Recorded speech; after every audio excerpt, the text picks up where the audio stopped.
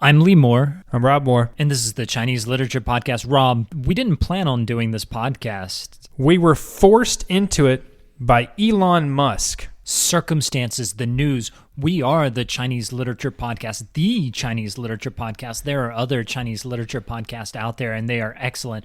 But we feel like we are the representative. And so when there's Chinese literature in the news, we just feel like we have to speak. It's not just a feeling, man. Someone brings up Chinese literature in the news. They know they're calling us into the discussion. You know, it's just a conscious decision on their part. Do you think Elon Musk, his tweet was a reference to us? He was calling us in. He just forgot to tag us. You know what? I think his inspiration for using a Chinese poem in the first place is probably his dedicated attention to our podcast. I assume that he is actually a listener because, well, I assume I am someone. Yeah, he's got to be listening to us. So in case you're wondering, on Tuesday of this week, Elon Musk actually tweeted a 3rd century Chinese poem. This is from Cao Zhi. It was written around 220 AD. The document that it's from is called the 世说新语. Yeah, I don't even know how to translate that. Rob, do you have any help for me there? Something like, talk about the world, new talk about the world, something like that. New language about the world. The poem is from, not a poet really, but I guess he was a poet, but a politician.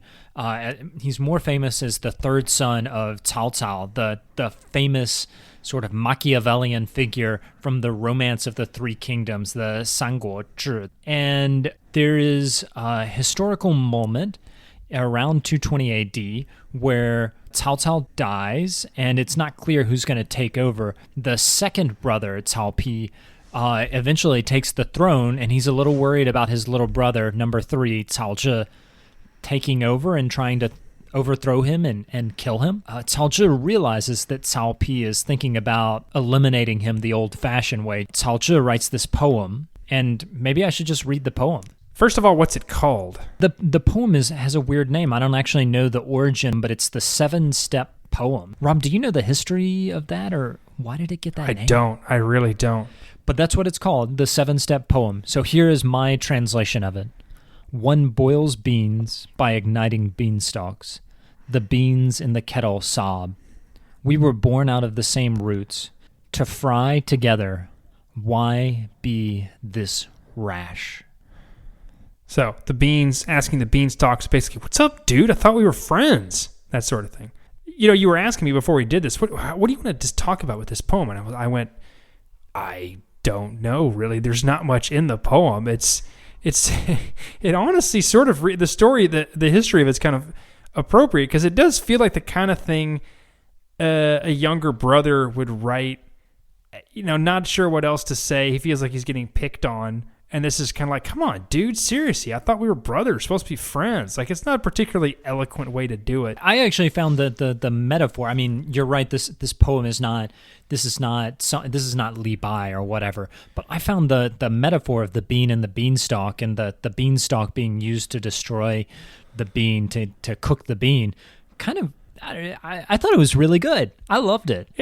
It's a neat image. But it's one of those poems where you read it and you go, wow, that's a neat image. I guess that's about all we got. It's very clever, but if there's not anything particularly noteworthy beyond that for me. We did a poem, we did a Song Dynasty poem last week on the podcast, and we were going to do a Song Dynasty poem this week on the podcast, and that's going to get pushed to the following week. The Song Dynasty is so eloquent, and they're using this recondite, really hard to understand language and allusions oftentimes, not always, but oftentimes they're very much kind of praising the Tang Dynasty and saying this is amazing stuff, but they also have this very kind of academic-y feel to it, right? Sure. It's a scholar writing it. It's good to remind us that actually some Chinese poetry is just it's really simple. Yeah, it's really simple. All right, right, and at the origins of it, I mean, depending on whose history you read, whether it's popular history or well-researched history, is always that all Chinese poetry just comes from folk songs. Just people sitting around telling stories, singing about stuff, right? Yeah, this poem, and among others, just reminds us that here's what the roots of Chinese poetry are. You could argue all poetry. It's just people talking about stuff, really. A month or two ago, we did a podcast on the Guan Guan Goes the Osprey from the Shijing, and that poem, that collection of poems from the Shijing, the classic of poetry, or the Book of Odes, it's called, translated in different ways. Those are all supposedly, now this is just very much, I should say purportedly, those are very much coming out of this tradition of folk songs. Now they're so well crafted that it's pretty clear that they're not really folk songs, and they may never have been. But there is always this, from the very beginning of Chinese literature, from those first poems that are ever written that we have today still in the Chinese tradition, there is this kind of evocation of like a simplicity that just sometimes gets lost. And so it's good to read a poem like Cao Zhi's and get us back, let's just have a good poem, pretty simple. So, the obvious place to go with this next is, what the heck is Elon Musk doing with this poem? If what you're trying to demonstrate is, look, man, I'm smart and I know my stuff, you're going to probably bring in a heavier hitter in Chinese poetry. You're going to bring in a Li Bai, or if you really want to show your stuff, you bring in like a Wang Wei, or someone who's well-known, but, a little below the radar. Like one of the bands in the Seattle grunge scene that no one really listened to at the time, but actually was really awesome. That's the kind of thing you do. He's not trying to be cool. What is he doing? Well, there goes our first musical reference of the podcast, a reference to the grunge scene. Thank you, Rob. Each podcast has to have one. So, Rob, what you're saying is maybe Elon Musk, maybe he doesn't listen to our podcast because he's not alluding to the right poet? Is that what you're suggesting? Or maybe he's crying for help. Guys, you're so much more educated than me, and this is the best thing I could come up with. Please help me find better tweets. Elon, if you're listening, we can help you find better tweets. Absolutely. I would say he should call us, but actually he should just send his private plane. He is the world's richest person. It's true. Or send us a bunch of Bitcoins, however you want to communicate. But it is curious. It is curious because we've done another podcast where a different businessman used a different poem, billionaire.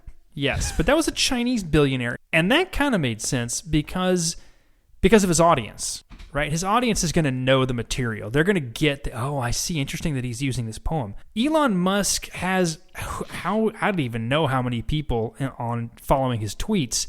How many of those people are going to catch any sort of significance behind a Chinese poem? Well, considering that Twitter is banned in China, I think it will probably be fairly limited. Just very briefly, what happened is apparently this may be an allusion to a fight that's going on between two different forms of cryptocurrency. That is, there are two different competing forms that are fighting with each other. I think it's Dogecoin, and Rob, you and I know nothing about cryptocurrencies, right? Zero, but clearly the Chinese did many, many, many centuries ago. Yeah, I mean, I think the Chinese actually invented cryptocurrency 5,000 years ago. That's what the beans and the beanstalks are referring to. You're big on symbols. I think the beans and the beanstalks are rival crypto firms. But that is actually what apparently happened. They're rival cryptocurrencies, and he's saying, we all need to get along. That apparently is Elon Musk his point. Well, and it's interesting because you don't have to know anything about Chinese poetry to read this poem as anything other than like a boo-hoo sort of thing, right? Like, leave me alone, or why can't we just get along, It's funny because if his point was, not only do we need to get along, our particular spat here is so ridiculous and silly, I'm just going to use this thing. It's kind of clever, but once again, why dredge through history to find this? Isn't there, is this the cleverest way to say it? Or is there some way of bringing China into it that's some kind of subtext? Maybe Elon Musk is just that much of a genius that he's just reading Chinese literature and he just kind of comes up with this reference. He was reading a book on early imperial Chinese poetry a couple of days ago, and he remembered this poem and was like, this would be the perfect metaphor. But yeah, he tweeted this in Chinese. I think he titled the poem in English, Humanity, which is that's his own edition, but as many other scholars throughout Chinese literature have done, Elon Musk is adding a bit to this poem. Yes, just a bit. Like I say, if he had tweeted a poem with a lot more historical references and a lot of in jokes, you could read more into the subtext here. Rob, I think it's weird because you're being the area studies guy and I'm being the comparatist who's just like, yeah, it's cool if Elon Musk wants to tweet a Chinese poem. You don't have to have a PhD. But that's always my favorite question is why this thing? There's so many ways to say this. Why this way? There's so much of that. Why is this popular? Why not that? Why this poem? Why not just say, hey, can't we all just get along? Use a pop song that talks about that? But that's more of our calling card than his. I think that my thing would just be, I'm really glad he used this poem. I actually had not read this poem, so I'm super happy that he did this. Wow. So does he know more about Chinese literature than us? Because that'd be pretty sad. That'd be embarrassing. Not only is he changing the future, but he's barging in on our territory.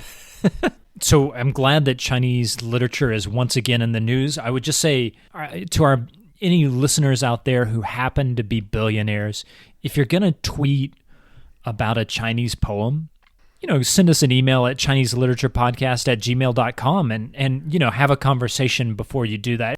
Of course, Elon Musk is more than welcome to contribute to our Patreon account. Absolutely, Elon. Chinese Literature Podcast at Patreon. We can even start up a special subscription service just for you where we send you poetry references that are going to make you sound not only cool and educated, but also help you to have a really subtle and interesting a point. Elon, we're actually willing to even turn a Chinese poem into an NFT for you. And those of y'all who know crypto will get that reference. I think that's a great place to end it, Rob. I'm Lee Moore. I'm Rob Moore. And this is the Chinese Literature Podcast.